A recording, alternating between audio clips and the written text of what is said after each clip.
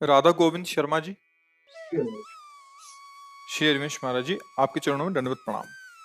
महाराज जी, पिताजी का स्वर्गवास होने के बाद पारिवारिक व व्यापारिक जिम्मेदारियां बढ़ने से नाम जप के लिए बहुत कम समय दे पा रहा हूँ। और महाराज जी, मन में क्रोध, अहंकार, ईर्ष्या, छल कपट इन सब की उत्पत्ति ना हो और नाम जप में निरंतरता आए, इसके लिए महाराज जी मार्गदर्शन करें। इसको समझना पड़ेगा। गृहस्थी में हम कभी नहीं कहते कि आप आसन बांध करके भजन कीजिए, आसन लगा, ये विरक्तों का मार्ग है। अलग अलग सेवा मिली ना। गृहस्थी में सेवाएं बहुत है, गृहस्थी में कर्तव्य का बहुत बड़ा पालन करना योग है। बेटी को पढ़ा लिखा कर ब्याह करना, बेटे को पढ़ा लिखा कर कोई व्यापार नौकरी देनी है, आए हुए अतिथि का सत्कार करना है, पूरे खर्चे निर्वाह, उसके चिंतन में बहुत कुछ चलता रहता है। अब उस चिंतन को प्रभु के नाम में जोड़ना बड़ा कठिन लगता है। बस इसी कठिनता को यदि सुलझा ले तो जो कि योगी की गति होती वही उस गृहस्थ की गति होगी। इतना अंतर नहीं पड़ेगा। जो एक काम क्रोध आदि को सहते हुए महात्मा निरंतर एकांतिक भजन में लगा हुआ है, उसको जो परम पद मिलता है, वही परिवार का पोषण करते हुए बच्चा, रिश्ता, नाता, अतिथि सबका करते हुए भी उसको परम पद की प्राप्ति होती है। बस अभ्यास और आश्रय, इन दो बातों पर ध्यान देना है। आश्रय धन का नहीं, अपने बाहुबल का नहीं। आप में भी जो बाहुबल हो भगवान के द्वारा ही दिया हुआ है। जितना बुद्धि बल हो भगवान के द्वारा ही दिया हुआ। जितना धन है या आगे मिले वो उन्हीं के द्वारा दिया हो। उस या ज्ञानी जीव जानता नहीं है, प्रभु से विमुख होकर वो सुख चाहता है। गौर से देखो, हरि के सिवा कौन ऐसा है जो तुम्हारा साथ दे सकता है? गौर से देखो। गौर से देखने का मतलब विवेक से देखो। बोले नहीं मित्र हैं हमारे, तो उनसे हरि निकल जाए तो कई मिनट तुम्हारे पास वो रुक सके नहीं। हरि चले जाए तो 100 हो जाएंगे ना। मतलब हरि खास बात है। परिवार, पुत्र, मित्र, कोई भी हरि देखो है तो उसकी सत्ता है, और हरि नहीं है तो उसकी सत्ता ही नहीं। तो हम फिर जिनकी सत्ता ही नहीं उनसे क्यों आश्रय तत्व जोड़े? आश्रय तो हम हरि का लेंगे ना। कैसे है? सुखी मीन जिमनीर अगाधा, तिमि हरि शरण नए को बाधा। चाहे गृहस्थ हो चाहे विरक्त हो, जहां अगाध करुणा समुद्र श्री हरि का आश्रय लिया। अंदर की बात है आश्रय, बाहर की बात नहीं की। अंदर से वो आश्रय तभी होता है जैसे गजेंद्र ने लिया, हार गया। द्रौपदी जी ने लिया, हार गए, अब कोई बल नहीं रहा। अगर वो आश्रय सत्संग के द्वारा प्राप्त विवेक से हमारे हृदय में जागृत हो जाए, या किसी ऐसी परिस्थिति से भगवान का आश्रय हो जाए, सब बात बन जाए। भगवान के चरणारविंद का आश्रय लिए बिना भजन नहीं हो सकता। क्योंकि देखो ना, एक क्षण छोड़ो तो मन कितनी, जैसे बंदर डाल पे डाल, शाखा पे शाखा भागता घूमता है, ऐसे घूम रहा है। अपने मन को देखो, अपनी इंद्रियों को देखो। भगवान का पहले सबसे पहला कार्य आश्रय। बड़ी कृपा है जो आप सत्संग सुन रहे हो, बड़ी कृपा है जो आप अपना समाधान चाह रहे हो भजन का। ये कृपा है उनकी, ये हेतु की कृपा ठाकुर जी की है। इसका मतलब मेरा कल्याण होना दुर्लभ नहीं। क्योंकि अगर प्रभु ने कृपा न की होती तो साधु समागम क्यों मिलता? जब द्रवहि दीन दयालु राघो तो साधु संगति पाइए। अगर साधु संगति हो रही तो हमारा हित होना है, हमें प्रभु की प्राप्ति होनी, नहीं तो ऐसा सौभाग्य कैसे मिलता? अब अंदर से आश्रय ले लो, अभी ले लो। उसके लिए कोई लायकात की जरूरत नहीं होती। आपके स्कूल में जन्मे, कितने पढ़े हैं, कैसे आचरण, तो आप ही चेतसु दुराचार हो, बिल्कुल छूटे, जो भी रहे हो, जैसे भी हो, अभी इसी क्षण अंदर से। मैं जानता नहीं हूं आपको, पर अब जो कोई भी हो तो मैं आपका आश्रय लेता हूं अंदर से। हे हरि, हे राम, हे कृष्ण, हे शिव, जो नाम प्रिय, जो नाम आप प्रभु का माने। हमारे प्रभु के विविध नाम हैं, विविध रूप है, क्योंकि अनंत महिमाशाली है। अंदर से आश्रित हो जाओ। अंदर बहुत चमत्कार इसमें है, आश्रय तत्व में। साधन एक तरफ और आश्रित एक तरफ। आश्रय तत्काल परिवर्तन होता है इसमें, तत्काल जिम्मेवारी भगवान लेते हैं। कई बार सुनाया, ध्यान से सुनना। जब सुग्रीव जी बाली जी के लात घोंसों के प्रहार से पीड़ित होकर भाग रहे थे, पूरी कथा तो बड़ी है, कहीं कोई जगह नहीं थी। एक जगह था जहां ऋषि का शाप था, बाली जा नहीं सकता था वहां। और दूर से देखा कि श्याम घन श्री लालजू रामजू और गौरव वर्ण लखनजू भयभीत हो गए। हमें लगता है बाली ने स्वयं तो आ नहीं सकता ऋषिमुख पर्वत पर, तो ये राजकुमारों को भेजा है और ये इनकी भुजाएं देखकर लगता है ये मुझे मार डालेंगे, क्योंकि महाबलशाली अजान बाह भगवान की भुजाएं, अभेद भुज दंड मूल, ऐसा स्वरूप सौंदर्य और सिंह। घबरा गया। हनुमान जी महाराज से कहा तुम पता लगा क्यों, अगर ये ऐसे ही वन विचरण करने के लिए आए तो मैं इनके चरण पकड़ लूंगा, क्योंकि बहुत बलशाली नजर आ रहे हैं, और अगर ये बाली के द्वारा भेजे तो मैं भाग पड़ूं, क्योंकि इनसे मैं नहीं जीत सकता। दूर से देख के हनुमान जी गए और भगवान को परिचय दे के कांधे पे बैठा के लाए। हम जो बताना चाहते हो देखना। जब हनुमान जी ने कहा ये अयोध्या नरेश चक्रवर्ती सम्राट महाराज दशरथ के लाडले ये भगवान राम है और ये लखन है, उसको परम संतोष हुआ कि बाली ने नहीं भेजा। भगवान से हनुमान जी, देखो महाभागवत ही आश्रय दिलाता है। हनुमान जी महाराज ने भगवान से कहा कि बहुत दुखी हैं, बाली ने बहुत त्रास दिया, बहुत मारा है, ये तो कहो बस प्राण नहीं लिया है और इसी भय से यहां रह रहे हैं, प्रभु आप निर्भय कर दो। सुग्रीव ने अपनी बात बताई, किस कारण से ऐसा, पूरी बात भगवान ने अग्नि को साक्षी करके भगवान ने उसी समय मित्रता स्वीकार की, आज से मैं तुम्हारा मित्र। तो प्रभु बाली बहुत बलवान है, शायद आप जानते न हो।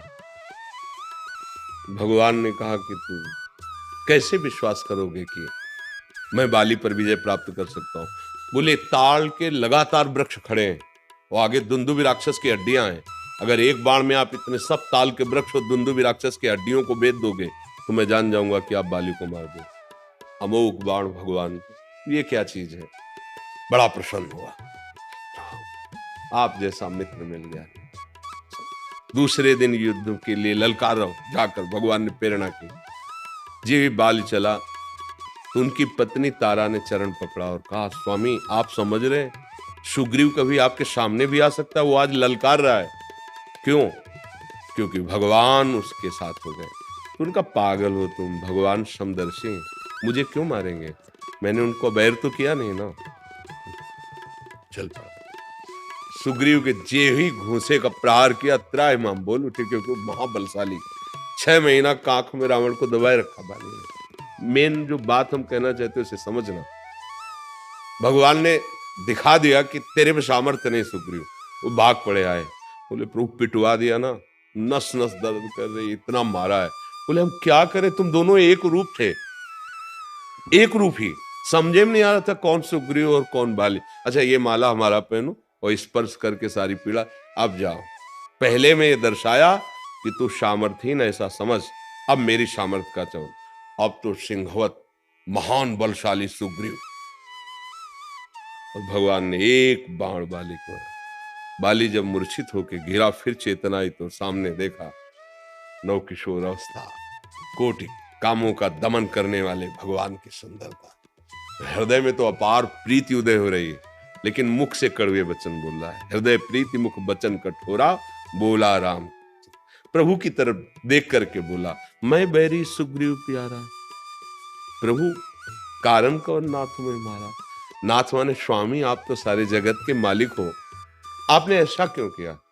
मैं बचपन से देख रहा हूं सुग्रीव कोई भजनानंदी नहीं है कि भाई भजन करता है तो आपने उसका पक्ष ले लिया, जैसा मैं वैसा वो, आचरण हमारे बराबर दोनों भाइयों के ऐसे ही रहे, तो मुझे क्यों मारा, उसका पक्ष क्यों लिया। तो खास बात, कोई साधना की बात नहीं है, आश्रय ले लिया। भगवान ने कहा मेरा इसने आश्रय ले लिया और जो मेरी शरण में हो जाता है, शरणागत का मित्र मेरा मित्र, शरणागत का दुश्मन मेरा दुश्मन। कोई साधना यहां बात नहीं आई, आश्रय, भगवान का आश्रय ले लिया। हम आश्रित, पहला शब्द गृहस्थी में, संसार में रहते हुए भगवत प्राप्ति का उपाय भगवद आश्रय, भगवान के अंदर से शरण। और दूसरी बात अभ्यास। जो मन हमारा संसार का चिंतन कर रहा है, उस मन में इतनी सामर्थ्य है कि वो दो बातें एक साथ कर सकता है, उसमें बड़ी सामर्थ्य है। परमानंद की प्राप्ति में तो पूरी एकाग्रता ही हो जाती है, पर ये दो बातें कर, जैसे हम चल राधा राधा राधा, श्यामा श्यामा श्याम श्यामा श्याम, तो देखो ये संसार का चिंतन कर रहा है। और ऐसा नहीं कि ये नाम जप में नहीं लग रहा है, नहीं तो अगर ना लगे तो वाक इंद्री बोली नहीं पाएगी। मन के संयोग से इंद्री काम करती है। अब वाक इंद्री तो बोल रही राधा राधा, और अवसर लगा कि विषय चिंतन कर रहा है, मुझे बिल्कुल डरना नहीं चाहिए। अब उसका विषय चिंतन हमारे ऊपर प्रभाव नहीं डाल पाएगा, पर हमको जीभ हिलानी पड़ेगी। अहो वत्सो पचतो गरियान यद जिह्वाग्रे वर्तते नाम तुभ्यम। सिद्ध पुरुष का स्वाभाविक होता है, साधक को अभ्यास करना पड़ता है। राधा राधा राधा राधा, हमने तो कहा है कि 10-10 मिनट में एक एक बार का अभ्यास बना लो। लगना तो पड़ेगा, 10 मिनट में एक बार बोलो राधा। और जितनी देर जागते हो उसमें 11वां मिनट ना होने पावे, और आप फिर कुछ दिन बाद बताना कि आपका भजन कितना होता है, क्योंकि हर दिन आप 10 मिनट में उसको चिंता होने लगेगी, क्या बोलना है राधा। कई मिनट हो गए, क्योंकि राधा बोलना है। कितनी बार वो स्मरण करेगा राधा राधा, हमको उसको फंसाना है। और एक दिन सच्ची मानिए सब काम करते हुए भजन कर लेगा, क्योंकि जिह्वा का काम है हिल हिल करके नाम जप करना और अंगों से चेष्टाएं करते रहना। ये मन बड़ा ताकतवर है, ये करवा लेगा। ये बहुत ताकतवर है, बहुत ये साक्षात भगवान का स्वरूप भी है। इंद्रियाणाम मनश्चास्मि भगवान कहते हैं। तो इतना हमने उसको छूट दे दी, इसलिए भजन नहीं कर रहा। नहीं, भजन करते हुए सब काम हो सकता है। जब भगवान करे मामनुस्मर युद्ध च, युद्ध जैसा कार्य मेरा स्मरण करते हुए कर, तो भला खेती व्यापार नौकरी इनमें नहीं हो सकता। अच्छा, हम कह रहे जितनी देर तुम एकाग्र होकर लगे हो कार्य में, तो घंटा 2 घंटा कभी तो अलग हुए ना उससे। जब अलग हुए तो राधा, फिर घंटा 2 घंटा फिर राधा, और जितना समय लगाया संसार के कार्यों को भगवान को समर्पित कर दो। कृष्णार्पणम मस्तु, इतने बजे से इतने बजे तक जो वो भगवत प्राप्ति करा देगा आपको। समझ पा रहे हो? किसानी करो चाहे व्यापार करो चाहे नौकरी करो, भगवान को अर्पित वो कार्य करते रहो, और बीच बीच में नाम जपने का अभ्यास। पर ये तभी कर सकते हो जब मांस नहीं खाओगे, शराब नहीं पियोगे, पर स्त्री गमन नहीं करोगे, गंदी बातों से बचोगे, तब कर सकते हो। नहीं केवल सुन लो, कर नहीं पाओगे। गंदे आचरण करने वाला कभी अध्यात्म की चेष्टाएं नहीं कर सकता, वो बकवास केवल होती है। पवित्रता चाहिए ना, अंतःकरण की पवित्रता, शरीर की पवित्रता, आपके विचार पावन, तब तो ये पावन मार्ग है। तभी तो परम पवित्र भगवान का भजन कर पाओगे, अनुभूति कर पाओगे। अब गंदे गंदे भोजन करो, गंदे गंदे दृश्य देखो, गंदी गंदी विचारधाराएं, और सोचो कि भजन हो, तो फिर नहीं। पापवंत कर सहज स्वभाव भजन मूर्ति। अच्छे आचरण करो, भगवान के आश्रित रहो, नाम जप करो। जो गति एक मुनि को मिलती है वही गति आपको मिलेगी, क्योंकि भगवान के 2 मार्ग हैं, एक प्रवृत्ति और एक निवृत्ति। तो निवृत्ति है ये मार्ग, और प्रवृत्ति है आपका मार्ग। कितना बड़ा मार्ग है। 4 रोटी बनाई, 1 रोटी निकाल ली उससे, गाय को दे दी, कौआ को, चिड़ियों को दे दी, कोई साधु महात्मा भूखा आया खवा दी, उसी से भगवत प्राप्ति का योग बनने लगेगा। जितने भी संत प्रकट हुए गृहस्थी से ही आए हैं। माता पिता तो गृहस्थी थे ना, भरण पोषण गृहस्थी से हुआ है, वस्त्र आदि गृहस्थी से ही। तो जिसका अन्न लगा है स्तन में, जिसका वस्त्र पहन रहे हैं हम, जो हमें भिक्षा दे रहा है, क्या उसका कल्याण नहीं होगा? अगर वो स्वयं थोड़ा भजन कर लेता है और ऐसे सत्कार्य करता है, तो वो बढ़कर के है, वो आगे की गति को प्राप्त करेगा। वो अपना उदर पोषण करता है, सन्यासी परमहंस विरक्तों का भरण पोषण करता है, अन्य जीवों का भरण पोषण करता है, और जितना बनता है नाम जप करता है, वो महात्मा ही है। अब व्यभिचार करो और सब गंदे आचरण करो, तो वो कोई भी करे तो दंड तो मिलेगा ना। वैसे सावधान होकर रहो, बहुत बढ़िया गृहस्थी मार्ग में भगवत प्राप्ति